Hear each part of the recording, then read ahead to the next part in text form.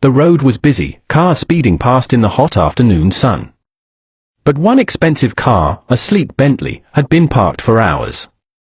The bonnet stood open, its proud engine silenced.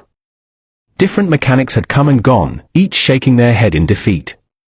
Beside it stood a popular billionaire well known in the society, Mr. Justine User, surrounded by his security men. His face was sharp with impatience. And then, from a distance, a figure approached. A young pregnant woman. Her dress was faded, her slippers worn out. Her hair looked like something that hasn't seen a comb in years, and her eyes carried both strength and exhaustion. She looked pale, tired, and rusty from struggle, yet there was something steady about her walk. Her name was Ngozi. She stepped closer, her heavy belly moving slowly with her. She looked at the car, then at the man. Her voice came quiet but sure.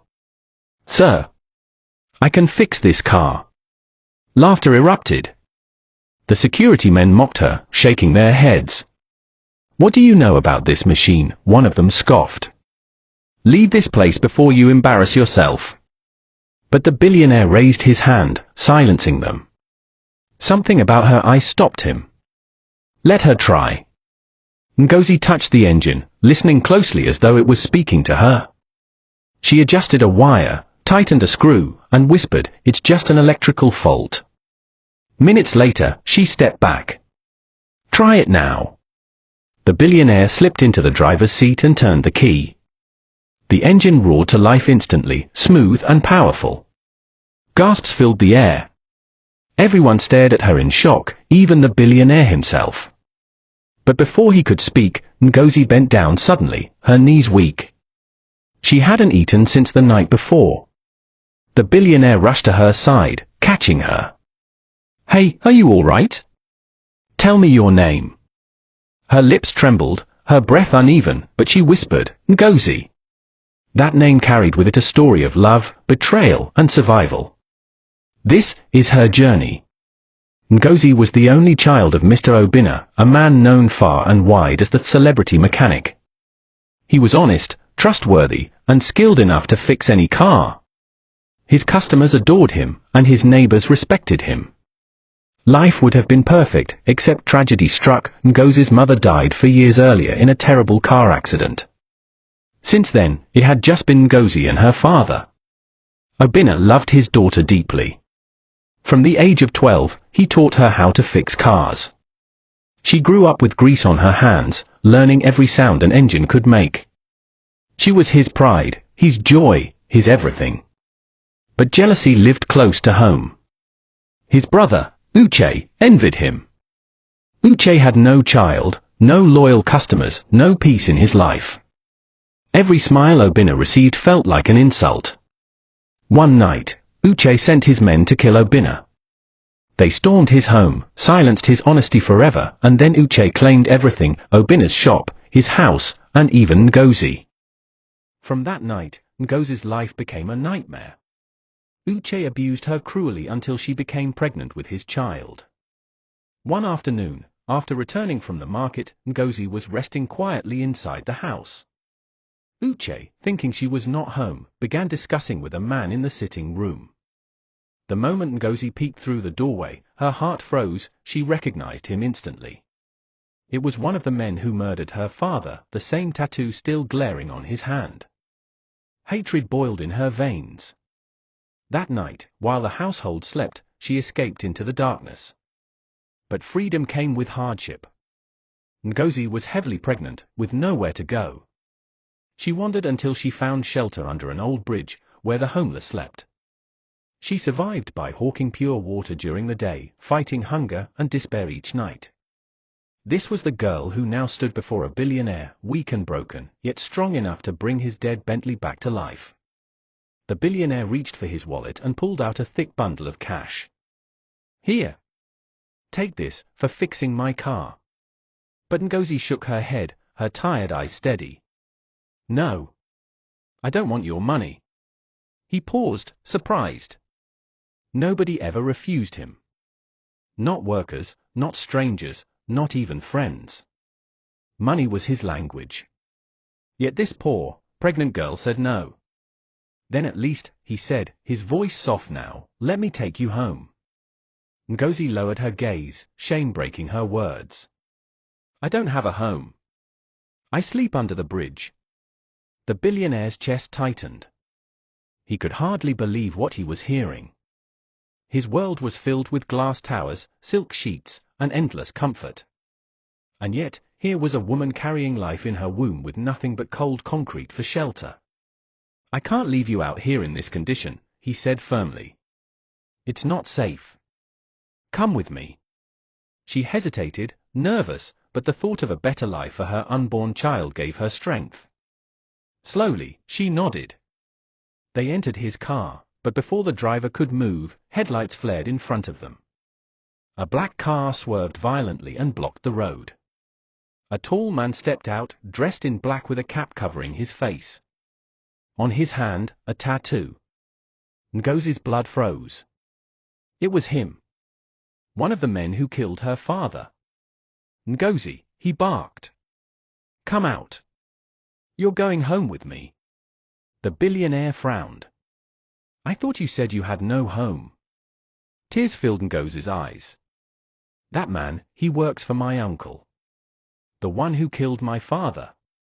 The one who hurt me. The billionaire stepped out, shielding her. She's not going anywhere with you. Leave her alone. The tattooed man smirked. This is not your fight, rich man. Hand her over, or you'll regret it. But the billionaire did not move. I said, leave her alone. For a tense moment, silence ruled. Then the tattooed man smiled darkly. Enjoy your little victory.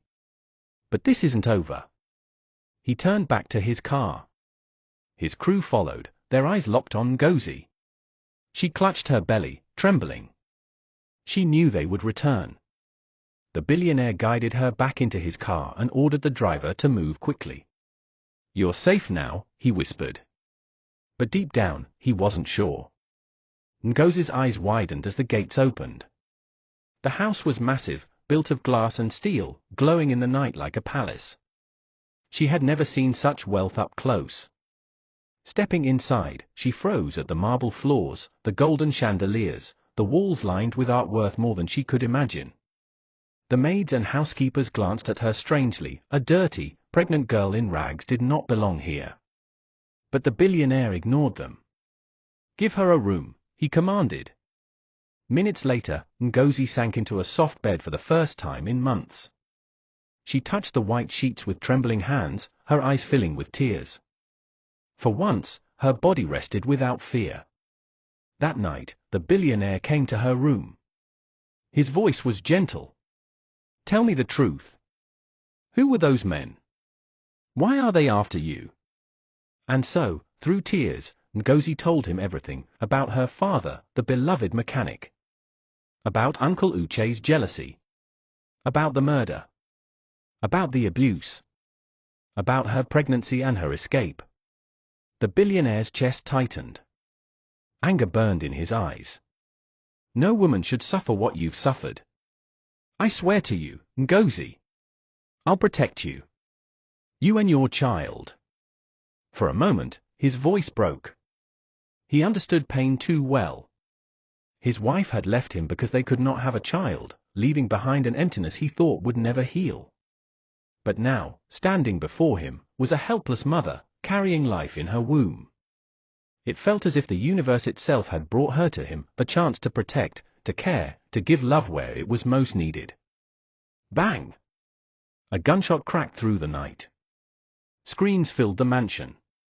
Guards rushed, but one stumbled in, bleeding. Sir! We're under attack. Masked men everywhere. They've overpowered us. The billionaire grabbed Ngozi's hand. Stay behind me. They ran into the chaos, guards lying lifeless on the floor, glass shattered, blood staining the marble. And then, the tattooed man appeared again. We warned you, he shouted. Money cannot save her. Hand her over, or die with her. The billionaire pulled Ngozi close. You'll never touch her again. The man raised his gun to shoot. In that instant, Ngozi's eyes blazed. She snatched a shard of broken glass and stabbed it into his neck.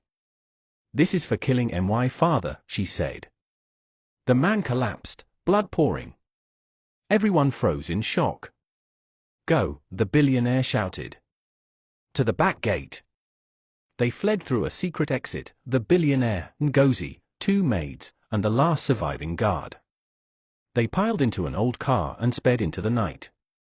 But then, in the back seat, Ngozi screamed in pain. "The baby, it's coming!" At the hospital, 30 minutes later, her cries filled the air. Then, the soft sound of a baby's cry followed. A boy.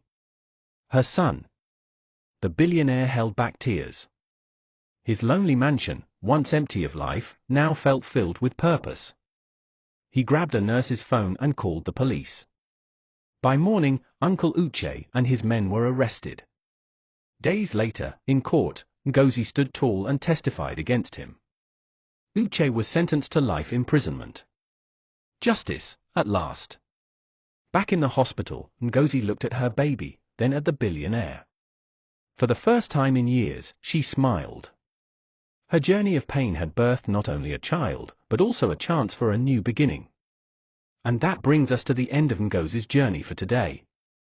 What do you think about her story? I'd love to know your thoughts in the comments. Also, tell me where you're watching from. I always enjoy seeing how far our stories travel. Don't forget to like, comment, and subscribe to this channel so you don't miss our next story.